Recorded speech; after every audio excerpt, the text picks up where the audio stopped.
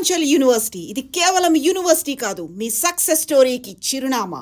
ఇప్పటికీ కూడా నాకు నేను ఎప్పుడు షూటింగ్ చేసినా కూడా ఏ సినిమా చేసినా రీఎంట్రీలో end of the schedule, end of the movie closing టైంలో అందరికీ బట్టలు కొనిస్తానండి. టెక్నీషియన్స్కి, లైట్ మెన్లకి. టీవీ సీరియల్లో కూడా ఇస్తాను నేను. సపోజ్ ఈ టీవీ సీరియల్ నేను కంటిన్యూస్గా చేస్తున్నానంటే I'm not rich.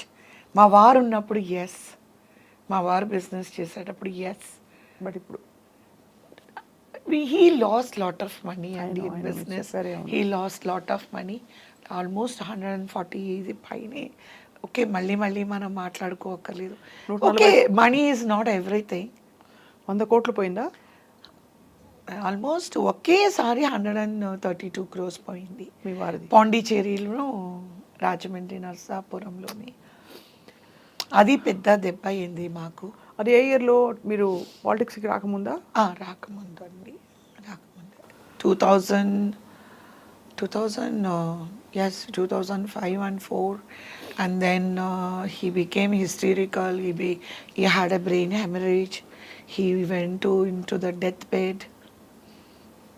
God maybe felt for me, and మళ్ళీ ఆయన నాకు తిరిగి ఇచ్చాడు.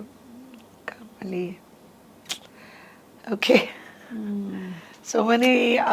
ఒకటి స్వప్న గారు, నాది చిన్న ప్రపంచం అండ్ సింపుల్ లైఫ్,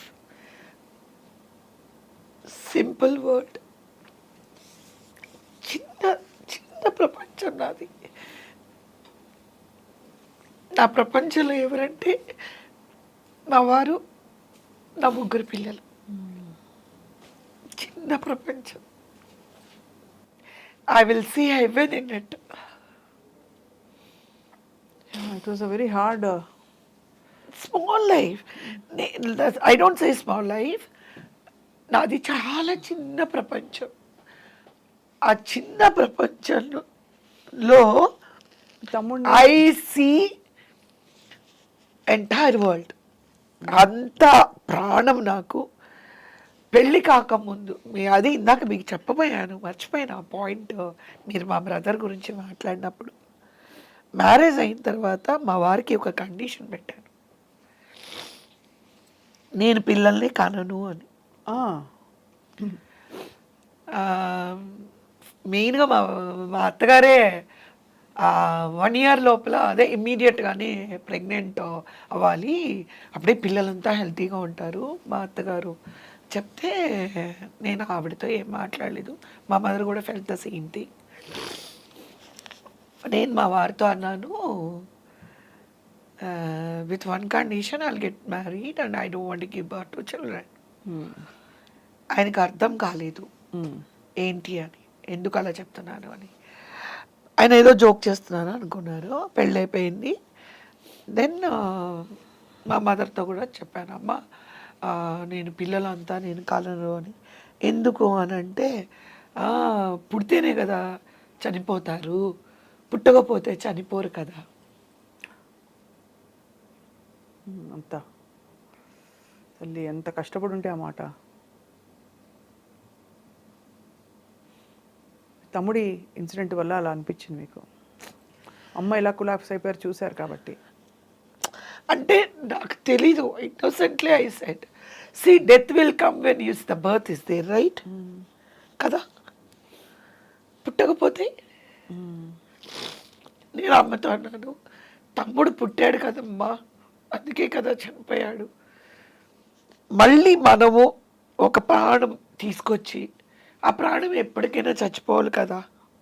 వద్దు, పుట్టును వద్దు, చంపను వద్దు, 2 వద్దు, అసలు వద్దు. ఎందుకు ఇలాంటి ప్రపంచంలోకి? ఐ వాజ్ హార్డ్లీ 20 years, అప్పుడే ఇలా అంతా మాట్లాడాను. Will you believe it? అంటే మీరు చాలా చిన్న వయసులో జీవితం మొదలుపెట్టి కీ మైల్ స్టోన్స్ అన్ని తొందరగా ఫాస్ట్ ఫార్వర్డ్ మోడ్లో అయిపోయాయి.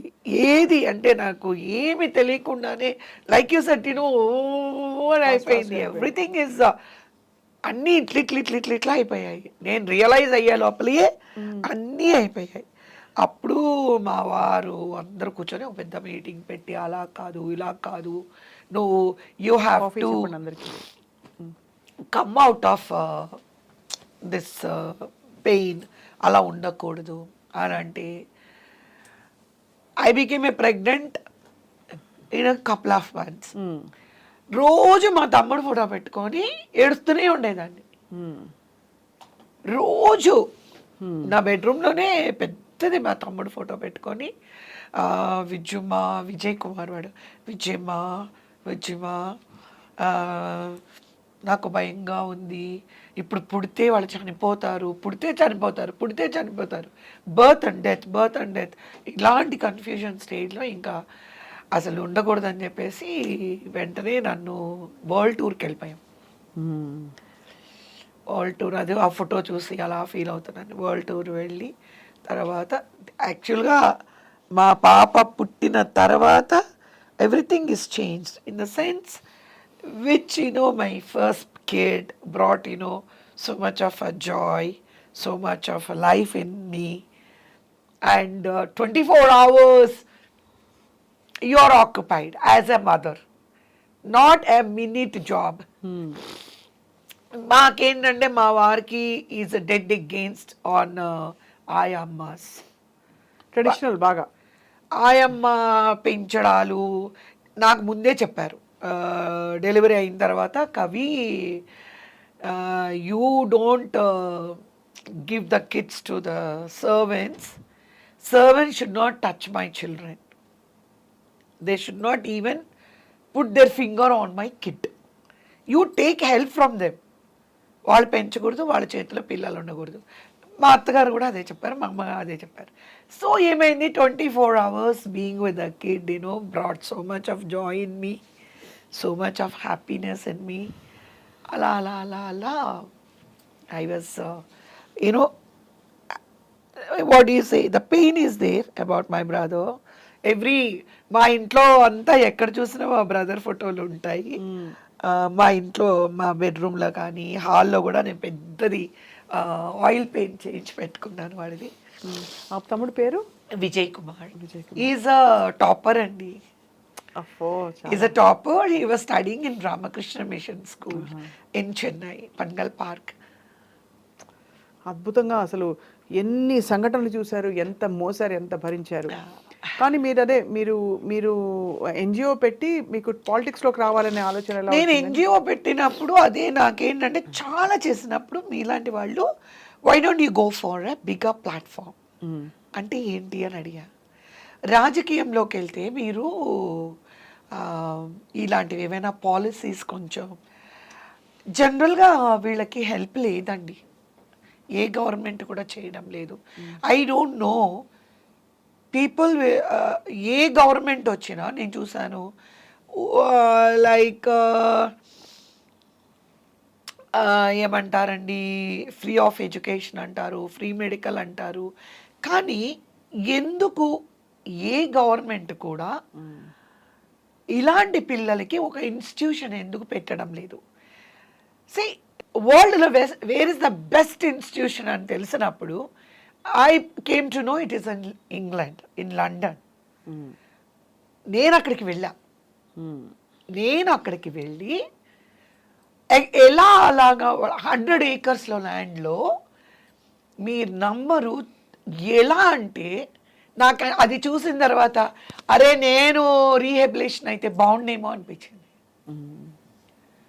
యూ వోంట్ బిలీవ్ అండి, ఎంటర్ అయిన తర్వాత అసలు ఎటువంటి రీహెబిలేషన్ కిడ్ కూడా will become alert and very అంత అలాంటి చూసి ఏం చేశాను, ఓకే నేను ఎందుకు ఇది స్టార్ట్ చేయకూడదు హైదరాబాద్లో అని చెప్పి వీళ్ళు కూడా అలా అనేటప్పటికీ నేనేమనుకున్నాను, రాజశేఖర రెడ్డి గారి దగ్గరికి వెళ్ళి నన్ను ఎవరో అంటారు కదా 5 acres ఇస్తారంట, మీరు 5 acres అక్కడ 100 అంటే అది ఇంగ్లాండ్ లండన్, అది ఇక్కడ మీరు 5 acres మీరు అప్లై చేయొచ్చు తీసుకుని నేను ఆల్రెడీ మాట్లాడుకొని వచ్చాను. ఆ ఫార్మేట్ తీసుకొని వచ్చి వాళ్ళే సెట్ చేసిస్తారు మనకి. సెట్ చేసి లైక్ నేను చాలా హోంవర్క్ చేశాను. సెట్ చేసి దాన్ని అది ఒక అంటే I don't want to reveal anything because A government అయినా సపోర్ట్ చేస్తే I want to do this. So I don't want to reveal lot. మీకు ఒక చిన్న ఇది మాత్రం చెప్తాను.